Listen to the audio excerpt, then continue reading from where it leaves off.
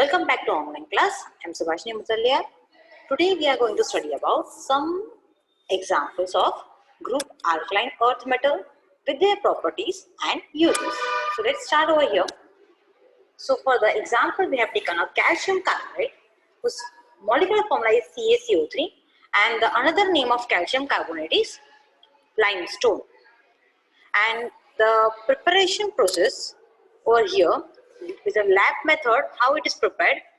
First, you have to take a calcium hydroxide and applying carbon dioxide by passing carbon dioxide through the slaked lime. The another name of calcium hydroxide is slaked lime. We can get calcium carbonate plus water. Second method is by adding sodium carbonate, that is Na2CO3, to calcium chloride, that is CaCl2. We get CaCO3. How we are getting Ca from here and CO3 from here, and NaCl salt is formed. There are 2 moles of NaCl. So controlled addition of carbon dioxide is essential. Otherwise, it can form calcium bicarbonate, which is soluble in water. And calcium carbonate plus water and carbon dioxide is insoluble in the water. You know very well tuna we are using at home. That is a limestone.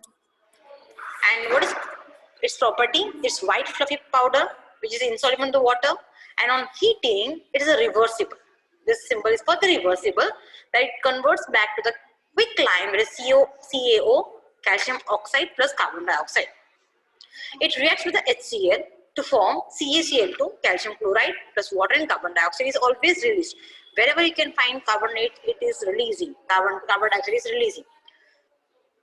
Calcium carbonate plus H2SO4 sulfuric acid, it forms CaSO4, calcium sulfate plus water and carbon dioxide is released. Next one, its uses. It is used for building material in the form of quicklime, cement, marble, distemper.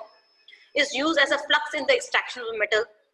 SiO2 plus CaCO3 gives CaSiO3, calcium silicate plus carbon dioxide. Specially precipitated calcium carbonate is extensively used. It is most probably used everywhere. The second one is calcium oxide CaO. The another name is quicklime, and its process is what? Heating limestone. As it is reversible, we know that calcium carbonate on heating it gives calcium oxide plus carbon dioxide in the reverberatory kiln at a 1070 to 1270 Kelvin. So how it is formed in the plant industries, that crushed limestone is there. This is a rotatory kiln where the rotation is applied clockwise and heating is applied over here.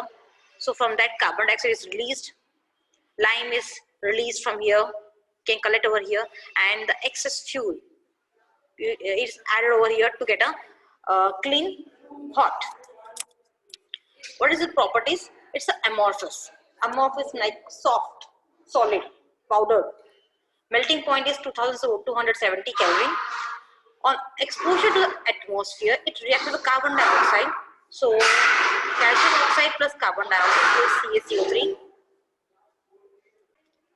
Being basic oxides combines with acidic oxide at a high temperature, like calcium oxide CaO plus SiO2 gives calcium silicate CaSiO3. Calcium oxide with P4O10 phosphate, it gives calcium phosphate, that is Ca3PO4. Why Ca3? Because Ca is Ca plus 2, phosphate is PO4 minus 3. So 3 will come here, 2 will go here. So Ca3PO4 twice. On heating with ammonium salt, it gives ammonia. CaO plus NH4Cl gives CaCl2, calcium chloride plus ammonia plus water is released. This is the properties of the calcium oxide. Now it is used. Manufacturing, it is used in the manufacturing of cement, cheapest form of alkali. Manufacturing sodium carbonate from caustic soda, right? This is a lye, we can say lye. Purification of a sugar, it is used, and manufacture of the dye stuffs. For the dye stuffs also it is used. Calcium oxide is used. So how it is prepared? See here, from limestone clay and gypsum is added with the presence of CaSO. This is gypsum, CaSO4, 2H2O. It gets cement. It is used calcium oxide. How it is from calcium oxide to calcium stone, limestone, using carbon dioxide gives CaCO3. With CaCO3 with clay and gypsum, we are getting cement. See here, CaCO3 on crushing gets crushed limestone, and on grinding we are getting powder limestone. On heating we are getting calcium oxide, that is a lime or quick lime. By adding it gives slake lime, CaOH twice. And heating with the clay and gypsum, CaSO4 and 2H2O, we are getting calcium sulfate hemihydrate, that is half H2O plus, that is, so it is used for the POP, plaster of Paris. From limestone, on heating we are getting cement. So the important ingredients present in the Portland cement are dicalcium silicate, Ca2SO4, SiO4, 26% tricalcium silicate, Ca3SiO5, 51%, and tricalcium aluminate, Ca3Al2O6, that is 11%. So POP. Now what is calcium sulfate hemihydrate plaster of Paris? So setting of the plaster of Paris is believed by to be due to the rehydration and reconversion of gypsum. So CaSO4 half H2O.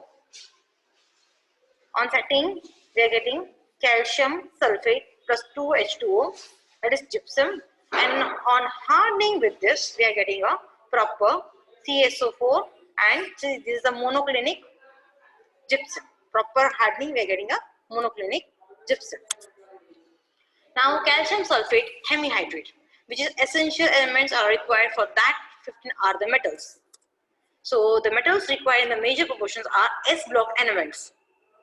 That is sodium 90 gram, potassium 5 gram, magnesium 25 gram, and calcium 1200 gram, which is required for the proper calcium in our body, which contains 5 gram of iron and 0.06 gram of copper.